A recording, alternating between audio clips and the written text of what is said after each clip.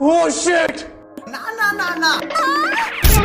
उस यूनिट पर शेर का मूड लहर चुका था, लेकिन कॉन्ग तो शेर से लॉक के लिए की पूछता है, पर शेर को घंटा कुछ समझ नहीं आता। तभी कॉन्ग पागलों की तरह हरकत करने लगा, लेकिन शेर उसे इग्नोर करके जाने लगा। तभी इसकी नजर कुछ कौवों पर जाती है जो स्कूल की छुट्टी के लिए नारे लगा रहे थे। तभी कहीं से स्मेल आने लगता है, जिसे सुनकर शेर तुरंत ही जाता है। फिर जैसे ही हमला बोलने जाता तभी कॉन्ग आ गया। आए देना, मैं तेरे वास्ते नाची रे। ये सब क्या देखना पड़ रहा है? कॉन्ग इसे बॉडी बनाने के लिए कह रहा था, लेकिन इसको तो चिकन चाहिए था। मैं मरी जाऊंगा।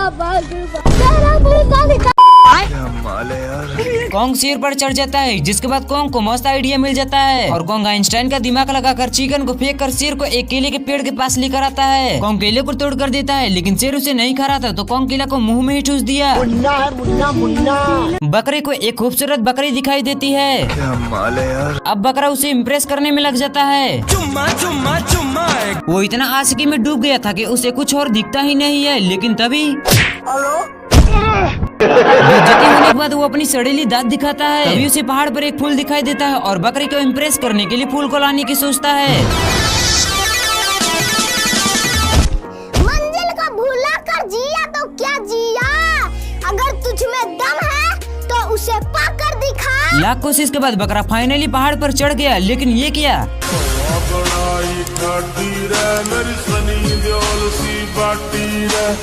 वो पहाड़ से नीचे गिर जाता है, लेकिन तभी उसकी सींग उलझ जाती है।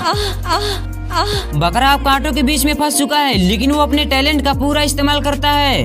हाथी लोग शेर का पार्ट 1 देखने के लिए गैंग के साथ जा रहे थे। तभी एक हाथी पहले ही पार्ट 2 को देखने के लिए रुक जाता है। अच्छा कैसे कैसे लोग रहते हैं यार यहाँ। साला शेर उसे भगाकर फिर से सो जाता है, लेकिन हाथी अब पार्ट 2 के लिए गैंग के साथ लौट चुका है। सभी हाथी अपना पढ़ाई छोड़कर शेर को परेशान करने में लग जाता है, क्योंकि वो लोग पहले ही डिसाइड कर चुके थे। हे प्रभु हे हरि राम। मेरे को जाना पड़ेगा, मेरे को जाना। फिर शेर को एक हिरण दिखता है और शेर उस पर हमला बोलने वाला था, लेकिन हिरण उसको देखते ही, लेकिन क्या हिरण तो इतने लोगों को देखकर भागा है। शेर इन सब पर अपना गुस्सा निकाल ही रहा था कि तभी उसकी नजर कुछ कौवों पर जाता है जो पिकनिक पर आए हुए थे। ये सब क्या देखना पड़। पर शेर हाथियों से पीछा छुड़ाने के लिए भाग रहा था। हे प्रभु कुत्ते को खुजली हो रही थी, लेकिन उसका मालिक उसे खो जाने से सख्त मना कर देता है। पैंथर वहाँ स्केटिंग कर रहा था और कुत्ते के पास जाकर उसे खुजाने लगता है। बहुत मजा आ रहा है यहाँ पे। बाप रे। जो दूरबीन से देखता है और अब पैंथर के ऊपर लैंड करता है। रुक तेरे को बताते। पैंथर अब जहाँ जाता खुजली से उसका नशा ढीला हो जाता। तभी पुलिस वाला उसकी पूंछ पकड़ कर ले जाता है। सिस्टम पार देंगे। जो अब उसके शरीर में पिकनिक मनाता और खाने में पैंथर को खाता, और पैंथर इस बक्से में कूदकर अपना पीठ खुजाता है। गार्डन हो रहा। लेकिन ये साला तो इंजीनियर निकला, जो इसके शरीर में ड्रिल मशीन चलाने लगता है और पैंथर बॉडी वॉश करने चला जाता है। लेकिन ये साला तो मजे करता है, वो एक मशीन को चलाता है और पैंथर की फट के 4 हो जाती है।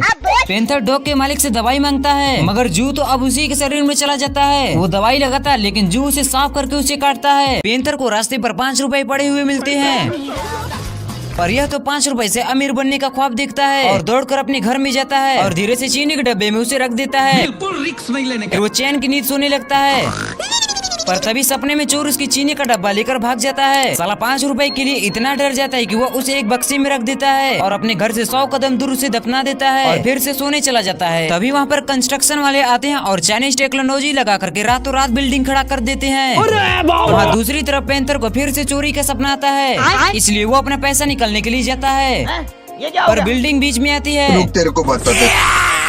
पैंथर बाल्टी में छिपकर अंदर आता है और 100 कदम पर खुदाई करने लगता है, पर वो फिर से 100 कदम पे निशान लगाता है। लेकिन ये साला तो उस पर रोड रोलर चलाने लगता है। ये क्या हो गया? और बेचारा पैंथर सभी निशाने पर जिंदगी भर खुदाई करता है। दिल दुखा है लेकिन टूटा तो नहीं है।